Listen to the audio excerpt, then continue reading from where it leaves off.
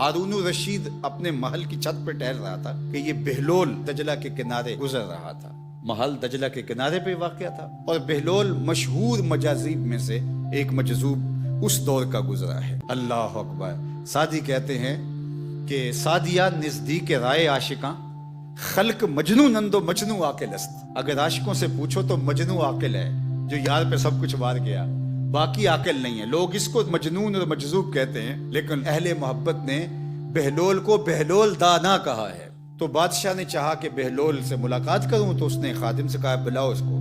تو جو محل کی چھت پر تھے انہوں نے اوپر سے نیچے ڈولی پھینکی، نیچے والوں کو اشارہ دیا، بہلول کو پکڑا، ڈولی میں بٹھا دیا، اوپر والوں نے اوپر کھینچ لیا۔ 2 لمحوں کے بعد بہلول بادشاہ کے سامنے کھڑا تھا۔ بادشاہ نے کہا بہلول بتاؤ خدا تک کیسے پہنچے ہو؟ بہلول نے کہا جیسے آپ تک پہنچا ہوں۔ اللہ کے بندے مسئلہ سمجھانے کے لیے 3 گھنٹے کی تقریر نہیں کرتے۔ اقبال نے کہا بات میں سادہ و آزادہ، معانی میں دقیق۔